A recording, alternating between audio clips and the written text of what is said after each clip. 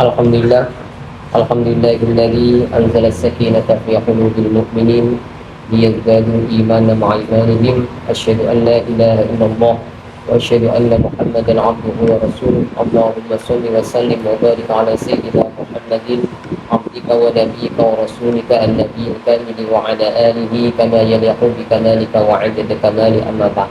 Alhamdulillah, segala puji bagi Allah yang telah memberikan rahmat, hidayah serta taufiknya kepada kita. Pada pagi hari ini kita bisa kembali bermuajahah di tempat kantor KSMB ini. Semoga Allah Subhanahu wa Ta'ala senantiasa melimpahkan keberkahan bagi kita semua, diberkahi usianya, diberkahi rezekinya, diberkahi keluarganya, diberkahi ilmunya, dan diberkahi ibadahnya. La hadiya wa kullu niyatin shalih. Al-Fatihah.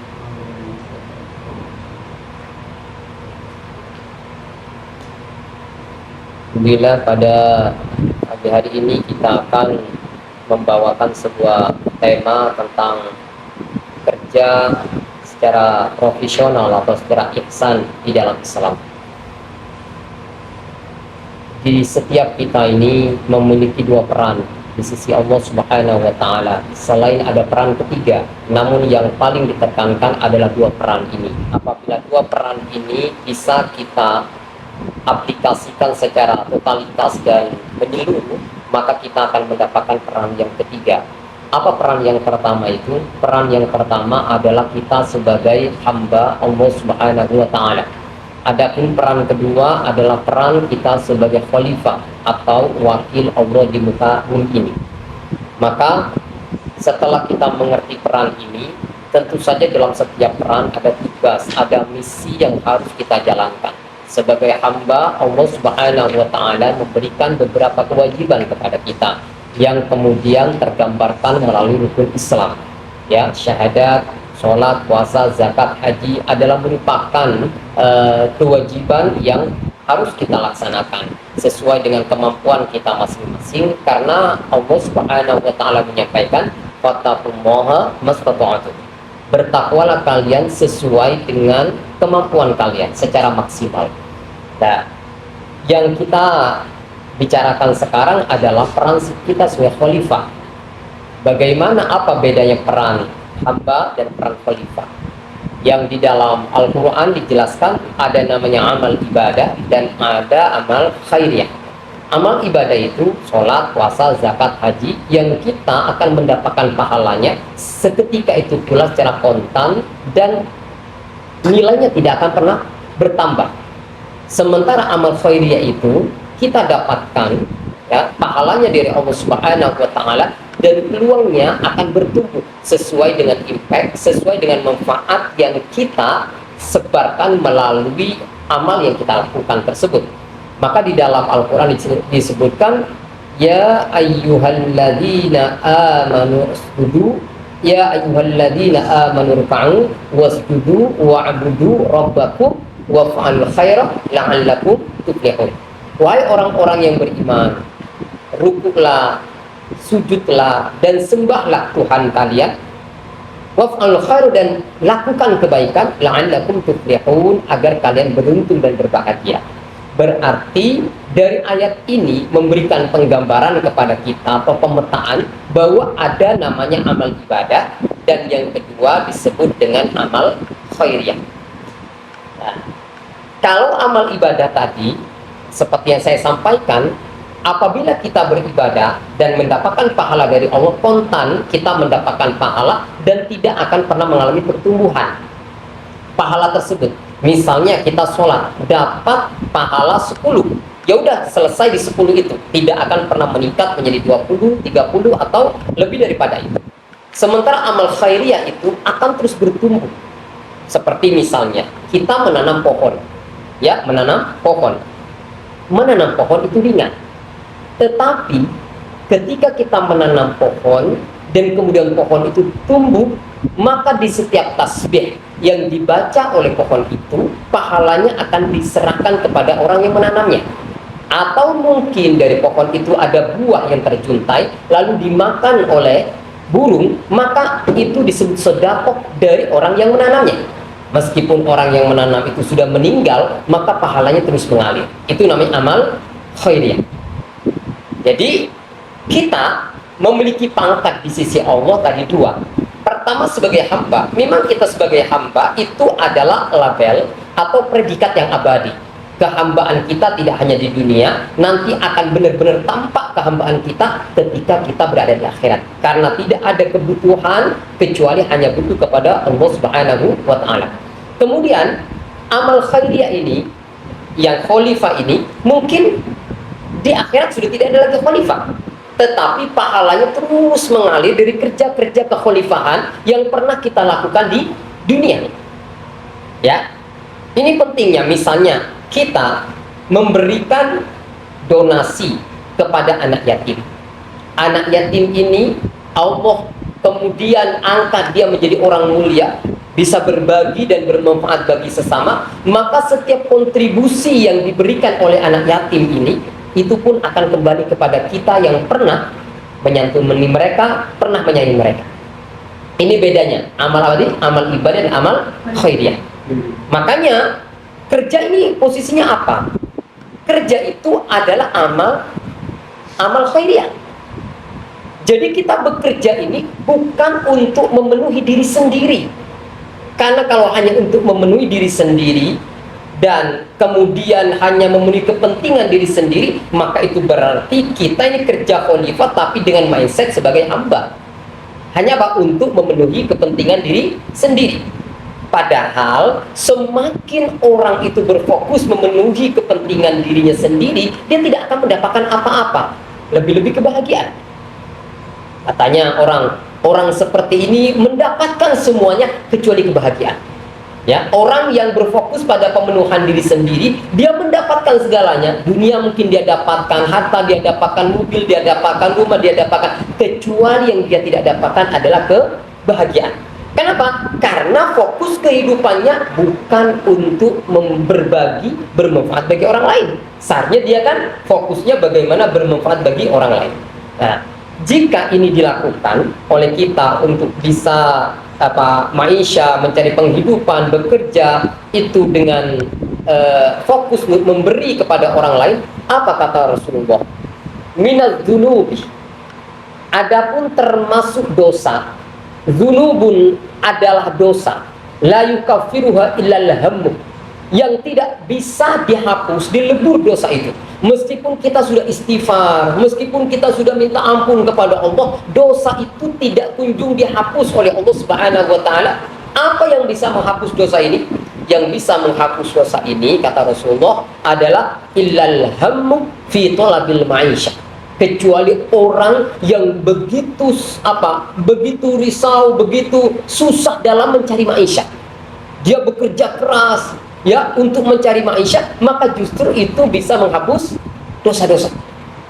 Bayangkan, tidak ada orang yang tangannya itu dicium oleh Rasulullah kecuali seorang ayah yang dia membawa kapak, dia bekerja keras setiap hari. Maka kemudian dia ini didatangi oleh Rasulullah dan diambil tangannya, dicium oleh Rasulullah Muhammad SAW. Ini tangan yang mulia. Kenapa? Karena tangannya digunakan untuk mencari nafkah buat keluarganya dengan nafkah yang halal. Gitu ya. Jadi bekerja itu justru bukan kehinaan, itu adalah kemuliaan. Dan bedakan cara pandang sekuler dan cara pandang Islam. Orang sekuler itu selalu membuat sekat, ini urusan dunia, ini urusan agama. Seolah agama itu hanya mengurus persoalan sholat, puasa, zakat, haji, tahlilan, ya baca Quran, hataman Quran, ya istighosah dan semacamnya. Persoalan muamalah, persoalan kerja, usaha, dunia, itu bukan urusan agama. Itu urusan dunia. Di dalam Islam tidak. Semua urusan kita ini adalah urusan agama apabila didasari dengan agama. Ya, semua urusan agama. Bayangkan, ketika ada seorang suami, dia bekerja dari pagi sampai sore, kemudian misalnya dia, ya, naudzubillah, dia misalnya mati dalam keadaan bekerja untuk mencari nafkah yang halal buat istrinya, maka kata Rasulullah, dia syahid indallah. Syahid indallah, mendapatkan pahala sebagai syuhada di sisi Allah Subhanahu wa taala. Gitu ya. Jadi, maka di sini sebutkan, man talabud dunya, barang siapa yang mencari dunia halalan yang halal, wa ta'afafan 'anil mas'alati, dan dia itu menjaga harga dirinya dari meminta-minta terhadap sesama. Ya, dia bekerja agar apa? Agar saya bisa menjaga harga diri saya. Saya kalau tidak bekerja nanti minta-minta, berharap-harap sama orang. Ya, bergantung sama orang. Nah, ini. Kemudian wasa'yana 'ala iyalihi, dan dia berusaha untuk memenuhi kebutuhan keluarganya. Ya, wa ta'attafan jaruhu, dan dia menyayangi tetangganya dalam artian dia ingin nantinya bisa membantu tetangga yang miskin, yang tidak punya apa-apa. Dengan dia mengumpulkan uang, dia bisa nanti berbagi dengan mereka. Laqallahu wa wajhahu kal qamari lailatal badri, maka Allah akan menjumpainya, akan menjumpai dia, wajhahu, dan adapun wajahnya kal qamari lailatal badri, seperti rembulan yang itu adalah bulan purnama. Artinya ini hadis-hadis ini memberikan apresiasi dan pemuliaan kepada orang yang bekerja, gitu ya. Jadi siapapun saja, wanita atau laki-laki, dengan pola dia punya mindset seperti itu, saya agar tidak menjadi orang yang bergantung kepada siapapun, ya, termasuk kepada suami misalnya. Saya kepada suami pun bukan dalam rangka mendapatkan, kepada suami aku dalam rangka memberikan kebahagiaan. Misalnya begitu. Saya bekerja berkarir ini agar apa? Agar saya tidak berharap, karena sakit orang berharap itu. Ya, memang ada sebagian wanita yang sudah ngerti posisinya, saya sebagai ibu rumah tangga, mendidik anak, ya, melayani suami, tetapi kadang suaminya nggak perhatian. Nunggu kapan diberi uang ini? Kok saya sudah nyampaikan tapi nggak diberi-beri gitu ya? Nggak ngerti-ngerti. Sudah diberi sinyal berkali-kali nggak ngerti, gitu ya. Sampai kemudian dompetnya dicas gitu ya. Dompetnya dicas kan nggak ada isinya. Nggak paham suaminya. Nah, itu artinya apa? Bekerja boleh, berkarir wanita boleh, dengan landasan tadi bahwa saya tidak boleh bergantung, dan bergantung kepada siapapun, hanya bergantung kepada Allah. Sementara kepada makhluk, termasuk kepada suami, posisi saya juga sebagai khalifah yang bisa memberi, berbagi, membahagiakan. Karena kebahagiaan itu tidak didapatkan dengan cara kita meminta ataupun mendapatkan, tapi kebahagiaan itu didapatkan dengan cara kita memberi, gitu ya.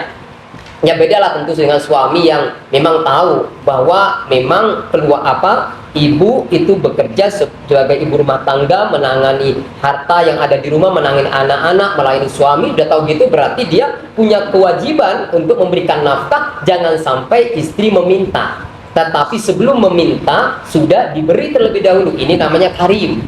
Karim itu memberi tanpa diminta, memberi lebih daripada yang diminta. Misalnya dia minta 500, diberi 700, itu berarti al-karim.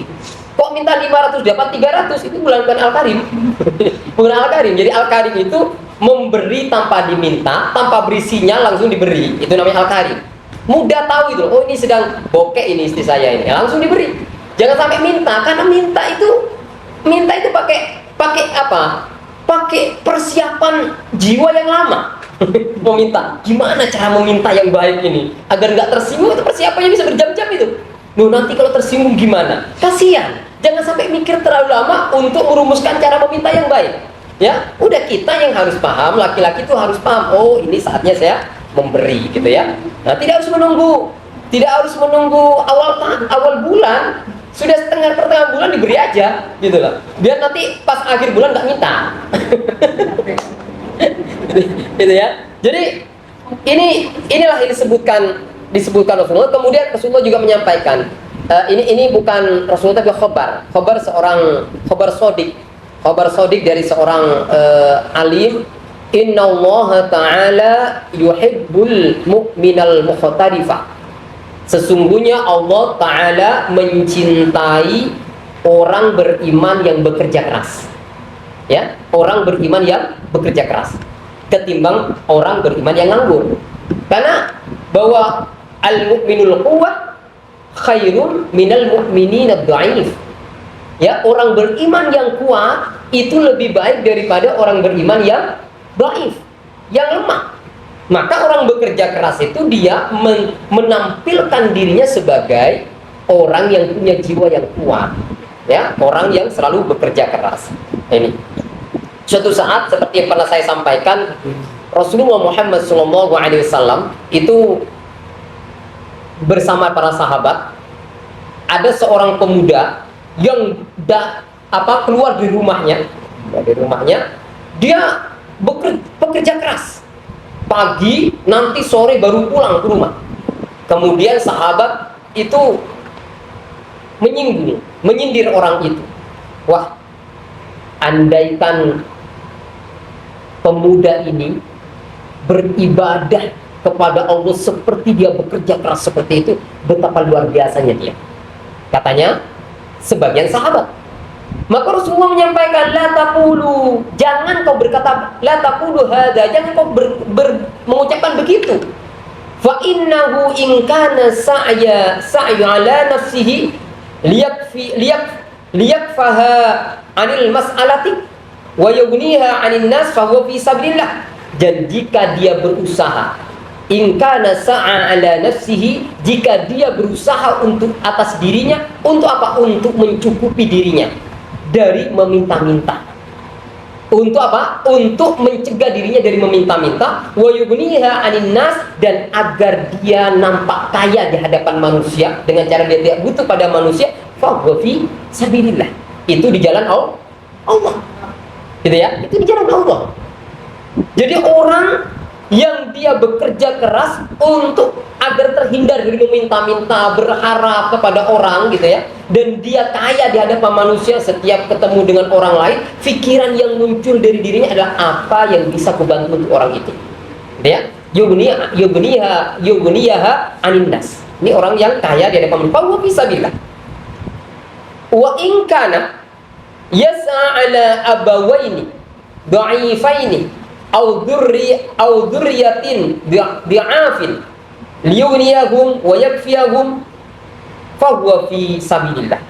Atau dia berusaha untuk memenuhi kedua orang tuanya, ya, yang dhaif, yang sudah tidak bisa bekerja, yang sudah lansia gitu ya, dia bekerja keras untuk bisa memberi nafkah kepada orang tuanya, ya, au dzurriyatin bi'afin, atau kepada keturunannya yang masih lemah, seperti anak-anak yang masih belum dewasa, belum saatnya dia bekerja, kan itu dalam tanggungan kita.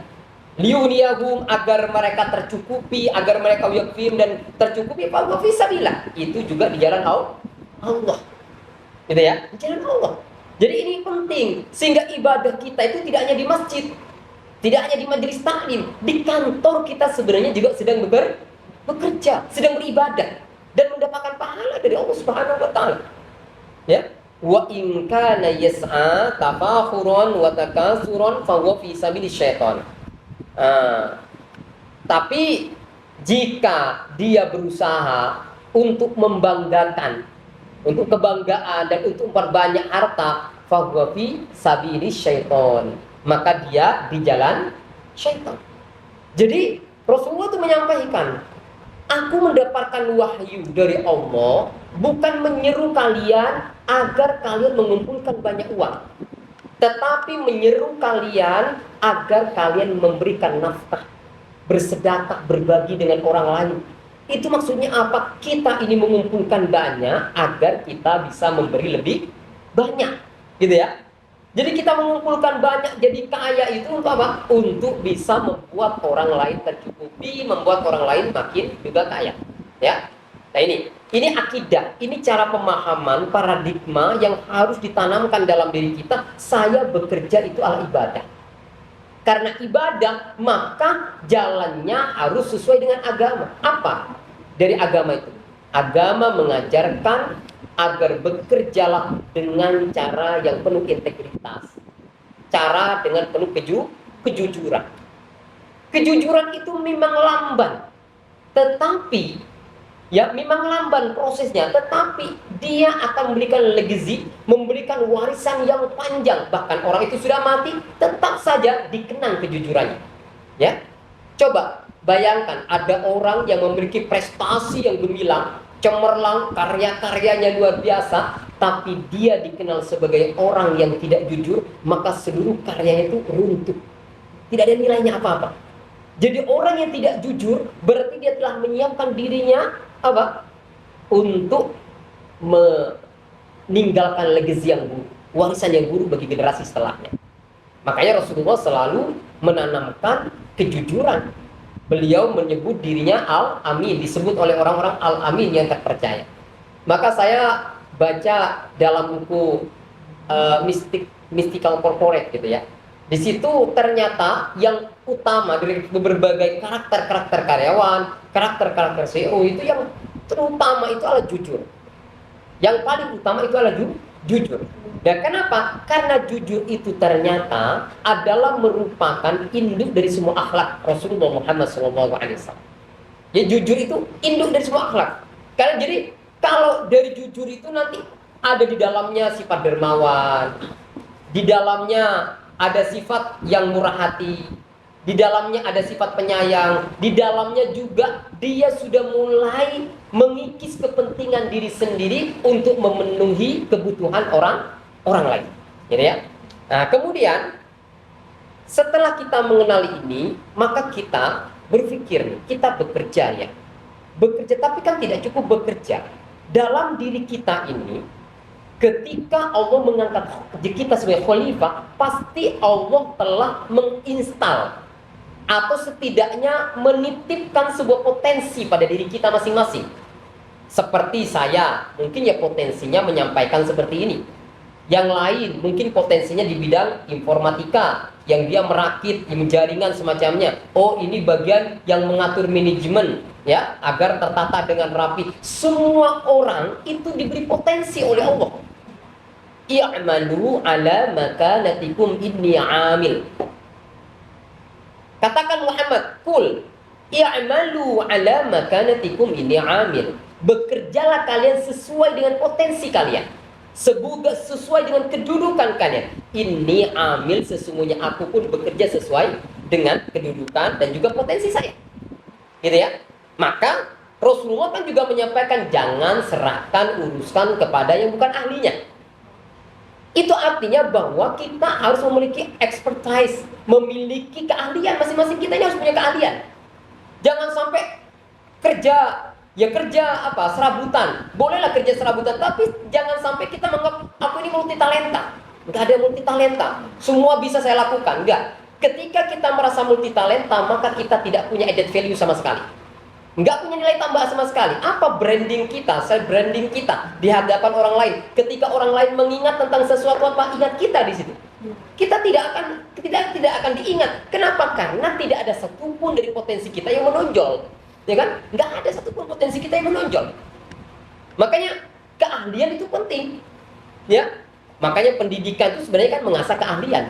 Ya, jangan saya ini bisa semuanya kok, segala-galanya saya lakukan. Ya bisa, tetapi itu akan menimbulkan fokus yang bermacam-macam sehingga kedisiplinan kita dalam memfokus itu tidak teraktual. Ada namanya tipping point. Goodwill apa yang ngalahin. Jadi dalam tipping point itu jelaskan kamu memiliki keahlian sesuai dengan berapa ribu kali kau telah mengulang pekerjaan itu. Misalnya bekerja sebagai mekanik, sudah berapa kali kau telah mengerjakan hal-hal seperti itu berulang kali. Ada 1000 jam atau 20.000 jam atau berapa jam gitu kan, atau 1 juta jam. Nah, itu sebenarnya melahirkan keahlian. Kalau saya baca bukunya Renal Kasali juga begitu, namanya Milin. Milin itu ya dikuatkan terus, diperkuat sehingga kemudian kita memiliki profesionalisme di situ. Jika kita nggak punya potensi, bagaimana kita bersikap profesional? Gitu ya? Dia hanya orang yang punya potensi, yang bisa mengembangkan potensinya secara optimal, baru dia bisa bersifat profesional. Apa sih profesional itu? Jangan pikir profesional itu hanya tukar antara potensi dengan uang, tidak. Profesional itu kita menghadirkan servis yang optimal, yang ihsan, ya kan? Nah kalau kita potensi kita nggak menjelma dengan aktual, bagaimana kita bisa ihsan? Ya kan? Ihsan itu kan berarti kita melayani secara maksimal sesuai dengan potensi kita yang memang sudah sampai the peak, sampai pada puncak, namanya peak performance, ya kan? Performance yang sudah puncak kan gitu. Itu yang kita berikan kepada orang. Dan anehnya, apabila kita terus mengembangkan itu dengan jiwa berbagi, memberi kepada orang lain, maka nanti Allah akan semakin menambah kapasitas kita. Apa? Rasulullah berfirman begini, Man amila bima alima warasahullah ilma ma lam ya'lam. Barang siapa yang mengeksekusi atau melaksanakan apa yang dia ketahui, maka Allah akan mewariskan ilmu yang tidak dia ketahui. Gitu ya. Jadi kalau coba saya saja biasa ngetik itu, awalnya nggak tahu, ternyata kalau cara membesarkan ini ternyata tidak perlu pakai yang manual, ada cara yang lebih cepat. Nah itu kan ditemukan setelah kita berulang kali di situ, sehingga terus ada penyempurnaan gitu kan. Kalau kita mengulang-ulang, kalau dalam bahasa orang yang saya kenal dulu namanya Kaizen itu kan, Kaizen itu menyebutkan namanya the continuous improvement proses perbaikan yang terus berkelanjutan. Jadi artinya apa? Bahwa kita tidak boleh puas dengan pencapaian kita, karena sesungguhnya puncak kita itu kematian. Ya, puncak kita kematian. Jangan pernah aku ini paling ahli. Oh, ketika kau merasa sebagai paling ahli, sudah selesai karirmu. Ya. Jadi ketika kau merasa sebagai ahli, maka selesai karirmu. Artinya bahwa kita ini disuruh untuk terus berproses, ya kan, learning, nurturing, ya, bertumbuh dari waktu ke waktu itu prinsipnya. Maka siapa saja, ya ini kan masih usia 30, belum 30 ini ya? Belum. Ya, 26, ada 25, ada yang 15. Oh, 15 ini, apa masih 15? Ya berarti panjang masih waktunya kan? Ya, bukan hanya seperti Alfa yang usianya 15. Saya pun usia 40 harus memiliki mindset nurturing. Memiliki mindset saya harus bertumbuh. Harus lebih baik daripada kemarin kan gitu kan?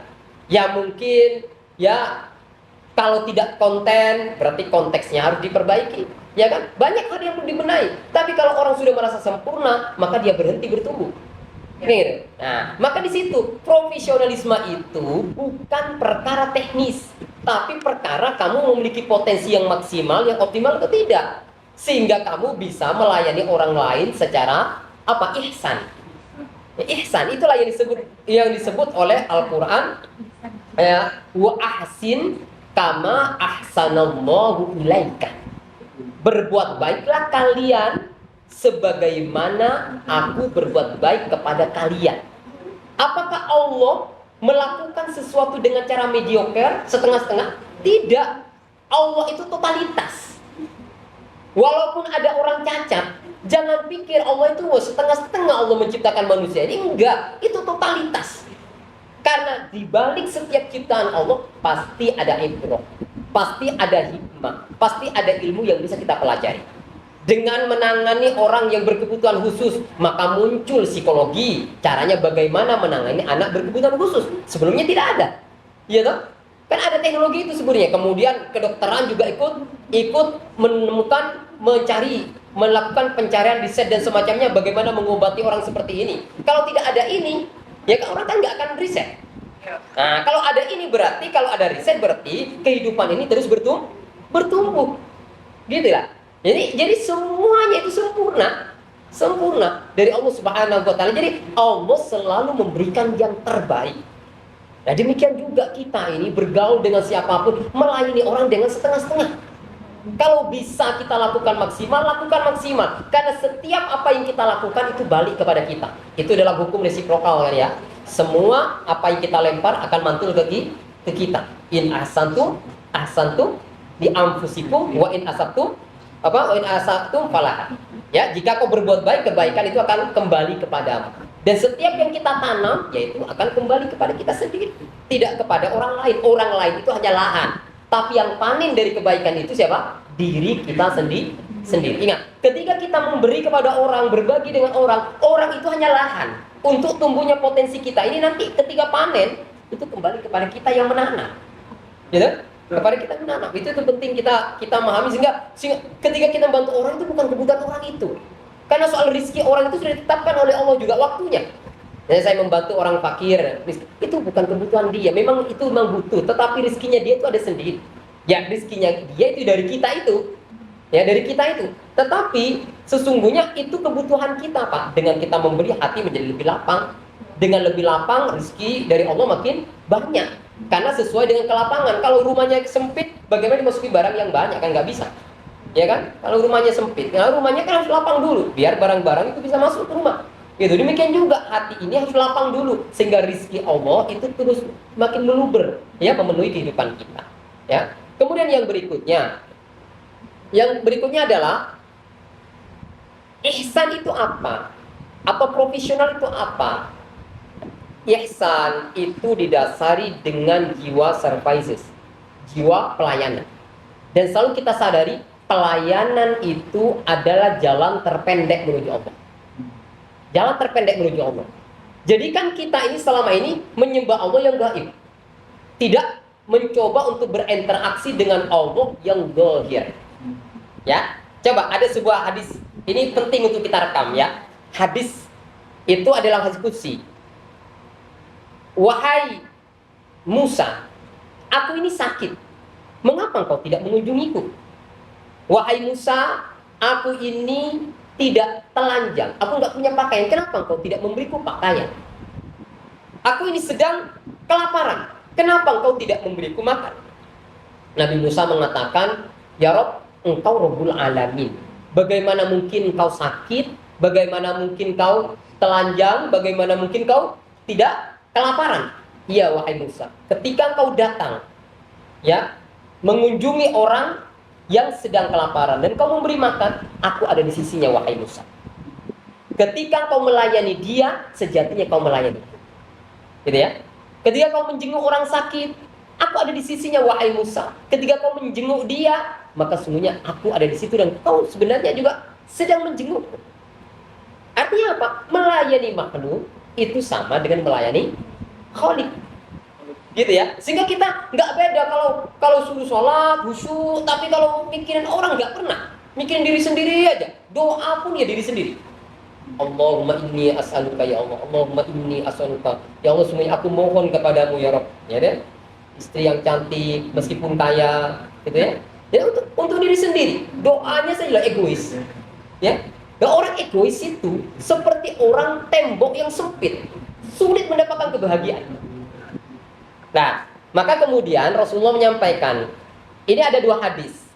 Saya baca di dalam Fathul Rabbani. Dalam Fathul Rabbani ini begini hadisnya. An-nasu iyadullah. Manusia itu adalah keluarga Allah. Ya. Fa'ahabban nas ala ilallah anfa'uhum li'iyalihi. Dan manusia yang paling dicintai oleh Allah adalah manusia yang paling bermanfaat kepada keluarganya Allah. Ya. Nah, kalau di sini al-khalqu wa iyadullah. Seluruh makhluk itu adalah keluarga Allah. Fa'ahabbahum ilallah, dan yang paling dicintai oleh Allah dari mereka anfa'uhum li'iyalihi, yang paling bermanfaat dari mereka terhadap keluarganya Allah. Artinya benar kan, khairun nas anfa'uhum linnas. Jadi siapa yang paling dicintai Allah itu? Yang paling bermanfaat bagi manusia, yang paling bermanfaat bagi makhluk Allah Subhanahu wa taala. Maka saya punya guru ya. Guru saya di Sudir Sermo itu, beliau itu kadang-kadang ngambil semacam piring kecil gitu ya. Ya, piring kecil kemudian diberi makanan situ. Letakkan di pojok rumah beliau. Apa? Ternyata letakkan di pojok itu ada semut. Semut yang makan itu. Katanya beliau, saya mungkin belum bisa melayani manusia, memberi makan manusia yang fakir. Tidaknya aku bisa memberi makan pada semut itu. Ya, karena tadi itu menggunakan orang yang paling dicintai oleh Allah adalah yang paling bermanfaat bagi makhluk, bagi keluarga Allah. Jadi prinsipnya kan seperti KMM ini kan juga sebenarnya wilayah pelayanan. Nah, jiwa pelayan itu ditumbuhkan Jangan berpikir profit, karena orang berpikir profit dia tidak akan pernah memaksimalkan apa benefit, apa manfaat yang bisa kuberikan. Tapi kalau orang sudah memaksimalkan benefit, profit akan dapatkan sendiri. Karena integritas itu kan dibangun dengan apa? Dengan benefit, apa manfaat yang sudah saya dapatkan dari dia. Orang repeat order pada kita, setelah dia menilai apa manfaat yang sudah saya dapatkan dari dia. Gitu? Maka itu mungkin yang saya sampaikan. Jadi ihsan tadi dimulai dari kita harus mengerti potensi kita, dan itu yang harus kita kembangkan. Dari potensi ini kita bagikan kepada orang lain dengan semangat apa? Dengan semangat cinta. Dengan semangat cinta bahwa ketika kita melayani makhluk, sejatinya kita melayani Allah. Itu menurut saya, pemahaman saya profesional di situ. Tapi kan kalau orang-orang perusahaan profesional itu ya ada uangnya. Jadi ada penceramah profesional itu harus sudah tarifnya jelas. Itu namanya penceramah profesional. Berarti kalau seperti saya ini bukan penceramah profesional. Gitu ya. Mungkin itu ya. Jadi profesional itu bukan masalah uang, tetapi masalah kita bisa melayani secara maksimal, secara ihsan. Ya mungkin itu yang bisa saya sampaikan. Ada yang ditanyakan? Enggak apa? Ya. Yang masih usianya 15 tahun. yang menjaga profit. Yang menjaga profit, oh ya. Saya mau tanya. Ya. Kita kan bekerja itu kan sejatinya memang termasuk ibadah. Iya. Nah, bagaimana caranya kita tahu bahwa kehidupan kita itu the work life balance? Apa itu? Work life balance. Maksudnya biasanya kalau misal life balance yang dimaksudkan orang-orang itu adalah mainnya seimbang, kerjanya seimbang, pokoknya semua serba seimbang. Tapi kalau misal di zaman Rasulullah itu bagaimana? Dan kalau misal seperti ilmuwan itu kan biasanya pasti mereka sampai nginep-nginep di lab. Nah itu apakah sudah bisa dibilang seimbang gitu gimana? Iya. Saya mau tanya itu sih. Iya. Iya, sebenarnya intinya keseimbangan itu kadang-kadang di luar kendali kita. Bagaimana kesehatan juga bisa perhatikan, keluarga bisa diperhatikan kan gitu kan. Ekonomi juga bisa diperhatikan. Seperti halnya Einstein itu tidak seimbang. Meskipun dia penemu hebat, kenapa? Karena kehidupan rumah tangganya berantakan. Ada orang yang memang bagus jadi pemerintah tapi keluarganya ya itu nggak jelas ya. Ada orang yang berkarya bagus tapi dia kesehatannya terganggu. Seperti Stephen Hawking itu menghasilkan karya-karya hebat, tetapi dia kehidupannya kesehatannya terganggu, nggak bisa jalan kemana-mana. Ya toh? Ya, jadi memang kita harus seimbang, balance. Balance itu sebenarnya bukan ada di dalam kehidupan realnya kita, tetapi pikiran kita yang harus balance. Bahwa bagaimana agar balance itu apabila kita terhubung dengan simpul kehidupan. Kalau kita tidak terhubung dengan simpul kehidupan, kita tidak akan pernah bisa mendapatkan balancing. Gitu ya, simpul kehidupan itu siapa? Ya Allah. Rasulullah kan balance sekali hidupnya. Kenapa balance sekali? Coba, bagaimana beliau mensenangi keluarga? Tidak ada satupun yang dicerai dari keluarga beliau. Meskipun beliau punya keluarga 9 misalnya. Tapi nggak ada yang dicerai. Ya toh? Kemudian kehidupan beliau sebagai seorang panglima besar juga jalan dengan baik. Kemudian beliau sebagai sahabat bagi teman-teman beliau, bagi kawan-kawan beliau juga jalan baik, ya kan? Nah, itu beliau kenapa bisa melakukan itu? Karena beliau ini memiliki hubungan yang kuat dengan Allah. Ketika dia memiliki hubungan yang kuat dengan Allah, dan apalagi dia benar-benar totalitas berserah dirinya kepada Allah, di balik kerja keras yang dia lakukan. Karena kerja keras yang dia lakukan, jadi Rasulullah bukan berpangku tangan, beliau bekerja keras. Bayangkan dia Khandaq, beliau ini harus menghantam batu berkali-kali sampai beliau perutnya juga dalam keadaan kelaparan. Ya, beliau bekerja keras, tetapi semuanya berhasil karena beliau connect dengan simpul semesta, dengan Allah Subhanahu wa Ta'ala. Mengapa demikian? Karena beliau tahu bahwa kehidupan ini tidak diatur oleh diri saya, ya kan? Kehidupan ini diatur oleh Allah. Kalau kita tidak bisa memikirkan dua hal dalam satu waktu, ya kita ini loh, ketika memikirkan keluarga nggak mikir masalah ekonomi, masalah dengan sahabat, kan kita mikir satu detik mikirin seseorang, yang mikirin orang itu aja, kan gitu ya. Kata kita tidak bisa memikirkan dua hal dalam satu waktu yang bersamaan. Gitu, kan gitu. Kan jadi yang bisa mengatur itu semua siapa? Ya Allah. Kalau diserahkan kepada Allah, nanti akan ada dari pengaturan dari Allah Subhanahu wa taala, dimudahkan semuanya. Ya. Kadang-kadang tak jarang kan orang sudah bagus di kantor tapi di rumah sering diomelin istri. Udah nggak nyaman sudah. Ya di rumah itu nggak nyaman. Ya kan yang ngatur mulutnya istri itu ngomelin siapa juga. Ya kan? Allah Subhanahu wa taala. Maka selalulah yang ditekankan oleh Rasulullah, kalau ada masalah bertakwalah.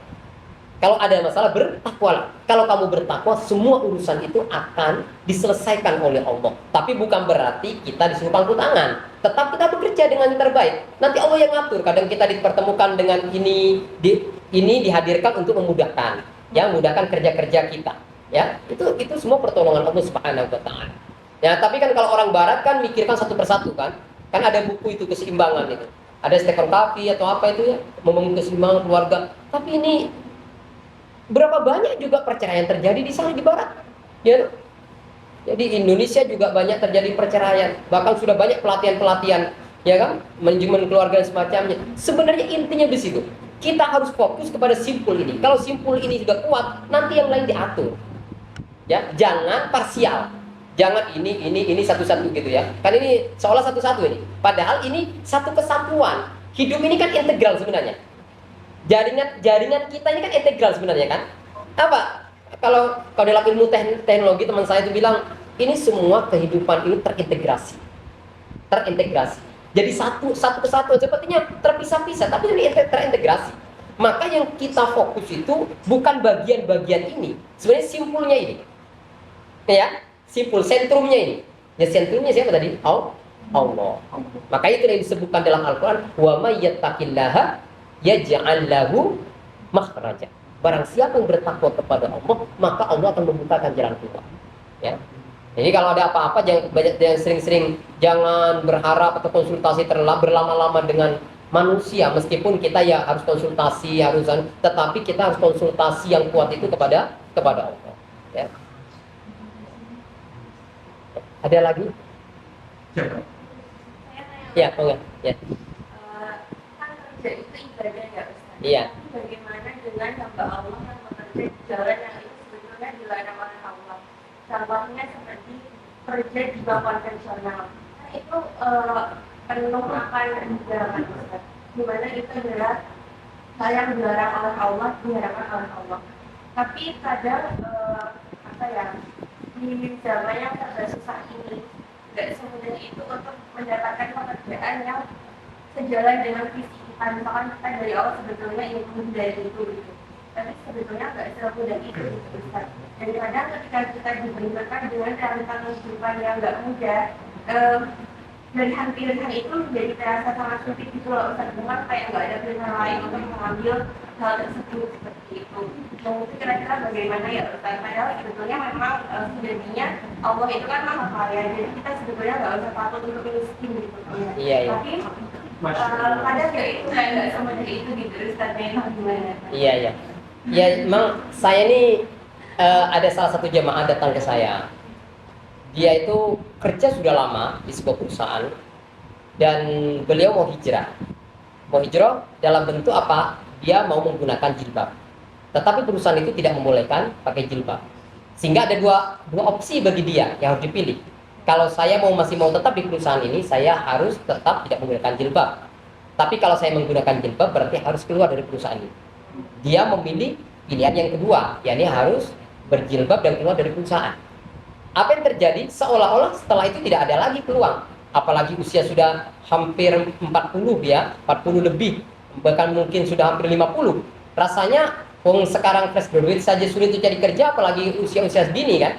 Rasanya nggak mungkin. Tetapi ingat apa yang disampaikan oleh Rasulullah, bahwa apabila orang meninggalkan sesuatu karena Allah, maka nanti Allah akan memberi ganti yang lebih baik dari apa yang dia tinggalkan. Ini kan persoalan keyakinan, persoalan mindset.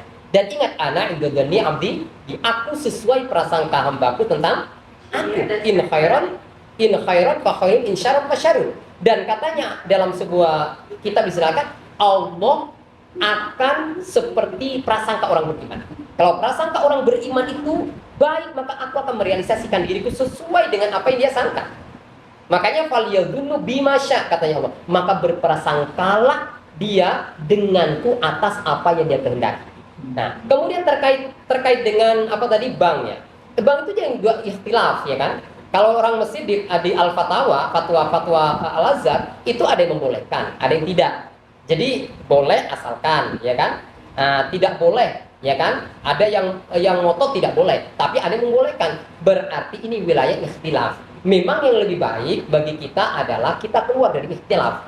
Dan apa artinya? Artinya kita tidak bekerja di bank kan gitu kan? Kan kalau kerja di bank masih ikhtilaf, bisa jadi boleh dan tidak boleh kan? Nah, kalau kita orang beriman lebih baik kita keluar dari ikhtilaf. Dengan apa jadi? Tidak bekerja di bank kan gitu. Tapi kalau memang dia bekerja di bank, yaitu dia harus menerima konsekuensinya.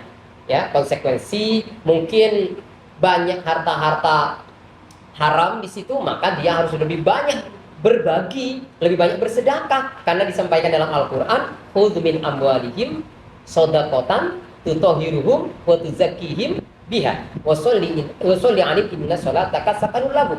Khudz min amwalihim, ambillah harta mereka. Shadaqatan sebagai sedekah. Wa tutahhiruhum, untuk mensucikan. Apa? Mensucikan harta, wa tuzakkihim biha, dan mensucikan hati. Ya, jadi kalau kita ini bukan hanya di bank sih, kita semua ini sekarang ini kan ada namanya money laundering. Money laundering, jadi pencucian uang. Semua uang, semua ini kan nyampur semua. Uang halal, uang haram, uang yang syubhat, masuk semua. Mungkin bagian dari transaksi judi online juga mungkin sebagian kita makan uangnya itu. Kan nggak tahu, karena aliran uang kan di mana-mana. Maka disitulah kita, katanya Imam Al-Ghazali, kalau kita ingin mendapatkan yang betul-betul halal, maka kita hanya dengan menengadahkan ke langit, ya, menunggu hujan turun, ya, dan tidak boleh melewati atap. jadi di tengah-tengah gurun gitu kita menengadahkan ini mulut kita, langsung air hujan langsung dari langit, itu halal, ya, itu yang halal. Yang lain itu pasti ada kotornya di situ, ya, pasti ada kotornya. Makanya kita ya, apalagi di kota transaksi begitu cepat, ya kan? Kan lebih kalau desa kan lamban. Kalau di kota ini transaksi cepat. Kira-kira berapa uang yang muter selama ini dalam satu hari di Surabaya ini? Ya, dan kita menjadi bagian dari situ. Karena kita ada dalam roda itu. Ya, roda perputaran roda keuangan itu. Gitu. Nah, makanya di situ sekarang ini jalan tercepat ya jalan untuk bersihkan diri ya sedekah. Banyak sedekah. Nah, yang kalau tadi kalau misalnya mau keluar dari bank, ya harus keyakinan, harus kuat kepada Allah. Jangan setengah-setengah kalau yakin itu. Pasti ada jalan keluar. Seperti ibu tadi itu. Dan ternyata ibu itu tadi setelah dia keluar dari perusahaan itu, dia mendapatkan pekerjaan yang jauh lebih baik daripada pekerjaan di perusahaan yang dia tinggalkan. Ya. Dan dia mendapatkan proyek katanya lebih bagus daripada proyek sebelumnya. Nah itu, memang itu Rasulullah menyampaikan. Siapa yang meninggalkan sesuatu karena Allah, maka Allah akan mengganti sesuatu yang lebih baik. Demikian juga dengan jodoh. Saya meninggalkan jodoh saya karena Allah. Nah, nanti akan dapat jodoh yang lebih baik. Ya, insya Allah begitu. ya, silakan. Saya masih nyambung. Kalau misal di bank, kita kerja di bank konvensional, terus niat untuk keluar karena mungkin riba dan sebagainya. Tapi kalau misal kita meniatkan untuk kerja di bank itu karena ya biar misal kita percaya bahwa nilai-nilai Islam kita itu lebih banyak ilmunya daripada yang lain. Misalnya diisi orang Cina misalnya, atau orang yang muslimnya itu tidak tahu bagaimana di Islam itu seperti apa. Maka misal kita niatnya kerja di sana untuk memperbaiki atau niatnya itu baik, itu gimana?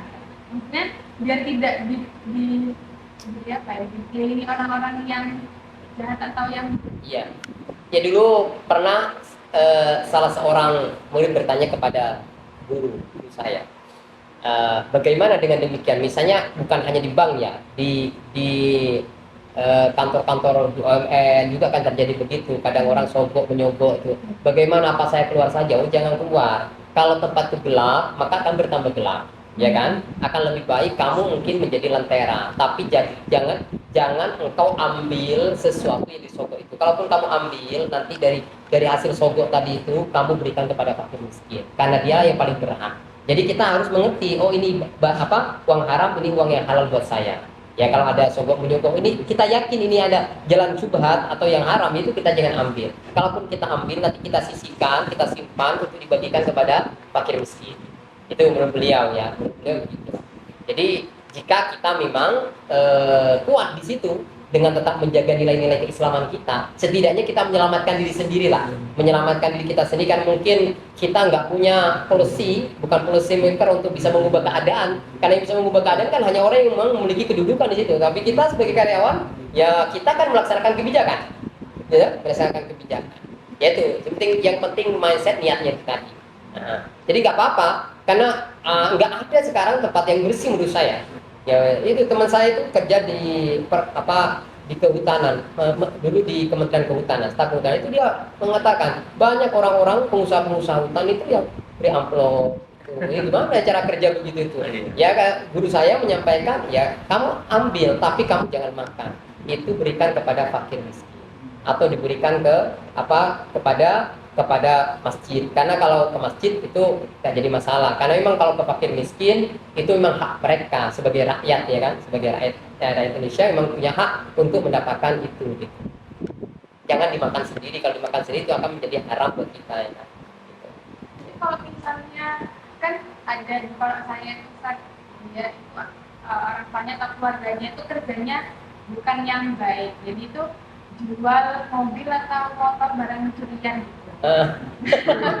Nah, terus punya usut, ternyata anaknya itu kayak susah untuk cepat menghafal tapi susah lupa, cepat menghafal tapi cepat lupa. Cepat lupa ya. Nah, terus diusutlah sama kepala sekolahnya. Nah, ternyata dari aliran uang yang tidak baik itu. Iya, benar-benar. Nah, kalau misal dikasih ke orang lain, kan maksudnya gimana gitu? Itu kan hal yang Iya, itu kan maksud saya bahwa itu hak-hak orang fakir, kan sebenarnya uang yang kita berikan dalam bentuk sedekah itu kan hal yang kotor, ya, kotor buat kita tapi bersih buat orang lain kan. Kita sedekah pada orang itulah, jadi kan itu zakat kita, kalau dimakan kita itu kan jadi kotoran buat kita, tapi kalau untuk orang lain itu kan suci untuk orang fakir yang memang layak mendapatkan, ya itu. Jadi itu logika yang disampaikan guru saya begitu, ya. Saya sampaikan, jadi tadi dari itu tadi khudz min amwalihim, itulah khudz min amwalihim, ambilnya dari harta mereka sebagai sedekah. Berarti untuk mensucikan harta kita itu adalah dengan cara mensedekahkan sebagian dari harta yang kita miliki. jadi kalau ke keluarga Jangan ya, kalau ke orang terutama fakir miskin, ya. Karena apa? Karena memang apa yang kita dapatkan itu saya sampaikan di sini kan produk sosial, ya kan? Semua yang kita capai ini sebagai produk sosial. Kita tidak bisa mendapatkan apa-apa dari kehidupan ini kalau kita tidak berinteraksi, ya kan? Karena ini hasil interaksi kan semuanya kan. Jadi apa? Jadi ini punya kekayaan itu kan hasil interaksi semua kan. Berarti produk sosial. Yang paling oppressed, yang paling tertindas kan ya orang-orang fakir, nggak dapat apa-apa dari hasil interaksi yang dibangun selama ini. Mungkin itu ya. Iya, Alhamdulillah. Pas di jam 10 ya. Kita akhiri dengan doa. A'udzu billahi minasyaitonir rajim. Bismillahirrahmanirrahim. Alhamdulillahi rabbil alamin. Hamdan yuwafi wa yukafi mazida ya rabbana lakal hamdu kama yanbaghi li jalali wajhika wa 'azimi sultanik. Allahumma lakal hamdu kama tanbaghi. وصل على سيدنا محمد وآله كما كانوا واغفر لنا والمسلمين كما كانوا إنك أهل التقوى وأهل المغفرة. اللهم ألف بين قلوبنا وأصلح ذات بيننا واهدنا سبل السلام ونجنا من الظلمات إلى النور وجنبنا الفواحش ما ظهر منها وما بطن وبارك لنا في أسماعنا وبصارنا وقلوبنا وأزواجنا وذرياتنا وتلاميذنا وتب علينا إنك أنت التواب الرحيم. اللهم إنا نسألك فهم النبيين وحفظ المرسلين وإلهام الملائكة